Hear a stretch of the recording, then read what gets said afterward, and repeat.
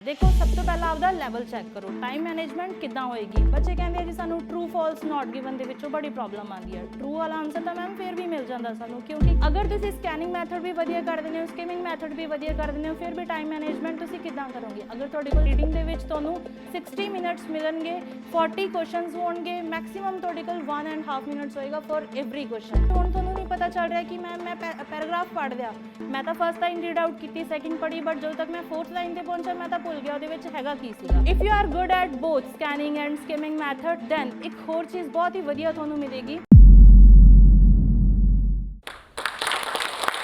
सत श्री अकाल जी, मैं सुमनदीप कौर, मैं बठिंडा तो बिलोंग करती हूँ और पिछले 3 साल तो I am an IELTS trainer.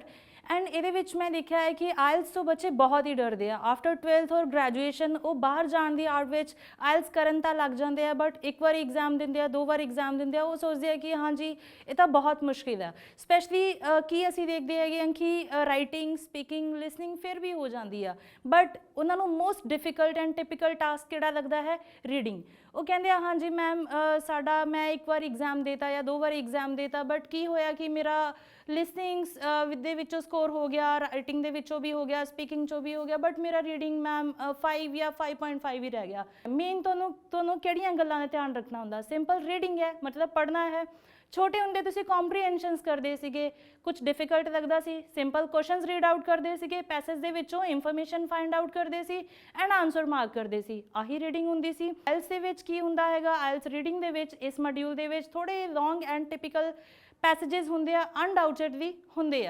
कुछ वर्ड्स भी बहुत टिपिकल हो जाते हैं। बच्चे कहते हैं कि हाँ जी मैम सानू वोकैबलरी वर्ड्स के विच बहुत मुश्किल आई हैगी आ, इन्हां दे वर्ड्स का सानू मतलब ही नहीं पता सीगा, सानू तो कुछ समझ ही नहीं आया की सीगा। साइंस रिलेटेड टॉपिक आ गया, वो कहते मैम साडी मेरी फील्ड तो जी जनरल नॉलेज सीगी, या फिर मेरी फील्ड तो नॉर्मल हिस्टरी सीगी, या फिर उन्होंने अगर हिस्टरी वाले टॉपिक अगर कुछ भी डॉक्यूमेंटरी रिलेटेड टॉपिक डॉक्यूमेंटरी दे विचों आ जाता, वो कहते जी साडी फील्ड तो साइंस सीगी, सानू तो पता ही नहीं लग्या कि वर्ड की सीगा, उन्होंने मीनिंग की सीगा। या कई बार बहुत ही कॉमन वर्ड्स होंगे, फॉर एग्जाम्पल रिकग्निशन वर्ड आ जाता, रिसैम्बलेंस वर्ड आ जाता। अगर टिपिकल वर्ड कोई भी इदां दा आ जाता विच रीडिंग दे, तो तुसीं इन्ना ज़्यादा फोकस नहीं करना किसी भी वर्ड ते कि तुसीं उस वर्ड के उपर ही अपने 4 या 5 मिनट तुसीं उस पर डिपेंड, मतलब टोटली उस उपर ही फोकस कर रहे हो और आपदे बाकी सारे क्वेश्चन तुसीं वेस्ट करते।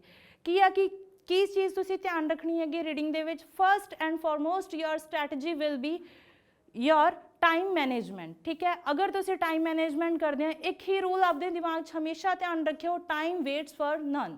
किसी का भी वेट टाइम नहीं करेगा, तुहाडा भी वेट नहीं करेगा। रीडिंग दे विच तुहानूं 60 मिनट्स मिलणगे, 40 क्वेश्चनस होणगे, मैक्सिमम तुहाडे कोल 1.5 मिनट्स होएगा फॉर एवरी क्वेश्चन। हुण देखो मैं इदां नहीं कहनी है कि हरेक क्वेश्चन दे विच तुहानूं 1.5 मिनट ही स्पेंड करना। हो सकता किसी क्वेश्चन को तुसीं 1 मिनट दे विच भी कंप्लीट कर दो, हो सकता किसी क्वेश्चन के उपर तुहानूं 2 मिनट लग जा, है ना। हुण तुहानूं तुसीं की करना, स्ट्रैटेजीज वेरी करनियां तुहाडीआं पैसेजेस के अकॉर्डिंग एंड तुहाडे लैवल के अकॉर्डिंग। देखो सब तो पहला आपदा लैवल चैक करो, टाइम मैनेजमेंट किद्दां होएगी। टाइम मैनेजमेंट तुहाडी होएगी if you are a proficient speaker, if you are a proficient in the language, means ਤੁਹਾਨੂੰ पता हैगा लैंगुएज कुछ भी तुसी रीड आउट करके पैसेज दे विचों एक लाइन रीड आउट की है, या तुसी कुछ भी रीड आउट कर रहे हो, तो तुहानूं पता होना चाहिए कि उहदे विच की बोलिया गया, तुहानूं ओह चीज़ आपदे माइंड दे विच रहनी चाहिए हैगी आ। मतलब तुसी एक स्किमिंग मैथड लगा रहे हो, पूरा पैसेज अगर तुहाडा वो पूरा पैसेज 250 वर्ड्स का हुंदा तो पूरा पैसेज नहीं पढ़ना, मतलब एक पैराग्राफ पैसेज दे विचों एक पैराग्राफ पढ़ के तुसी बाकी पैराग्राफ पढ़ के उहनूं समझो।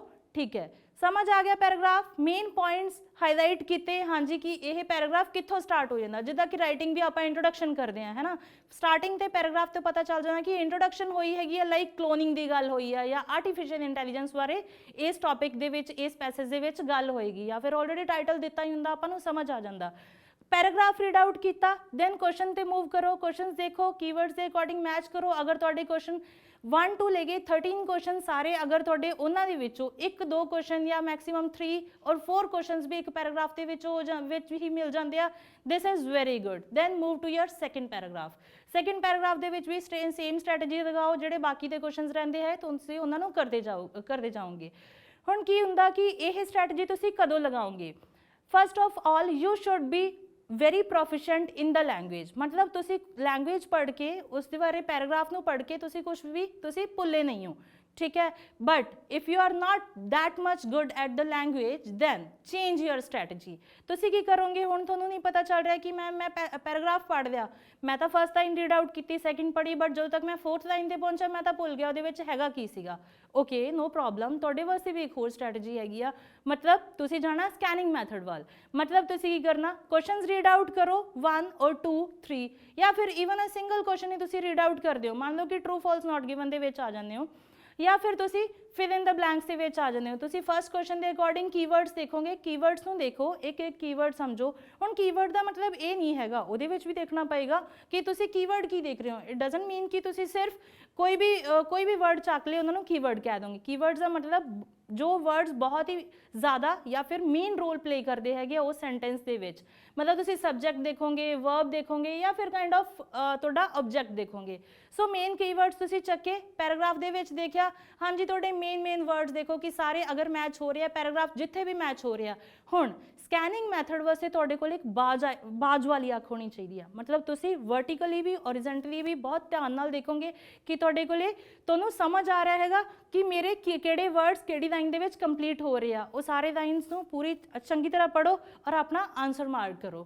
हुण if you are good at both scanning and skimming method then एक होर चीज़ बहुत ही वधिया तुहानूं मिलेगी कि अगर तुसी स्कैनिंग मैथड भी वधिया कर देने हो, स्किमिंग मैथड भी वधिया कर देने हो, फिर भी टाइम मैनेजमेंट तुसी किद्दां करोगे। अगर तुहाडे कोल हैडिंग्स या फिर पैराग्राफ मैचिंग पहला आ जानी है, तुसी की कर सकते हो। हैडिंग्स वास्ते थोनू पता हैगा पहला पैराग्राफ पढ़ना जरूरी हैगा। पैराग्राफ दियां मेन लाइन्स रीड आउट करो। हुण सिर्फ इंट्रोडक्शन और मेन कंक्लूडिंग लाइन्स दे विचों नहीं, मतलब थोनू मेन कॉन्ट्राडिक्टरी कनैक्टर्स भी हो सकते हैं, सिमिलर वर्ड्स भी हो सकते हैं, उदां दे कनैक्टर्स उन्होंने बहुत ही ध्यान नाल रीड आउट करोगे, उत्थे मोस्ट प्रोबेबली थोनू आपदा आंसर मिल जूगा। अगर तुसी पूरा पैराग्राफ पढ़िया सीगा तो उस स्किमिंग मैथड के थ्रू थोनू बाकी दे आंसर भी पैराग्राफ वाले मिल जाएंगे।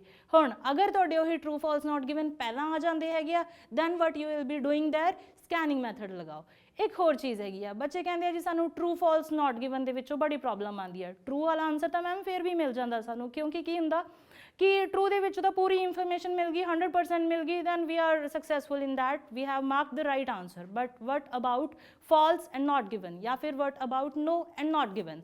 की करना जी, एक चीज़ ध्यान च रखियो कि अगर सिंगल% इंफॉर्मेशन भी मिसिंग है तो your answer will be not given.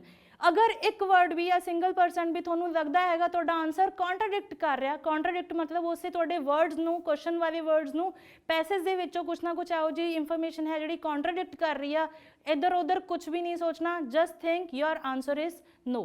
सो इहो जिहियां छोटियां चीज़ों को अगर तुसी ध्यान रखोगे तुसी रीडिंग दे विचों बहुत ही वधिया स्कोर कर देवोगे।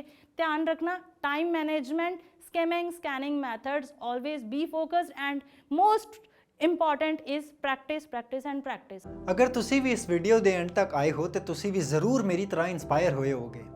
दोस्तों तुहानू पता है कि असी सारे वड्डे सपने वेखते हैं, पर साडे चों कुछ ही लोग होंदे ने जिन्हां दे वो सुपने पूरे हो पाते हैं। और अगर तुसी कदी नोटिस किया होए तो ज़्यादातर लोग जिन्हां दे सुपने पूरे होंदे ने उन्हां दे विच एक कॉमन स्किल होंदी है। वो स्किल की होंदी है? अच्छी कम्युनिकेशन स्किल्स ते इंग्लिश स्पीकिंग स्किल। अते असी भी इस स्किल नू मास्टर कर सकते हाँ जोश स्किल्स ऐप दे नाल।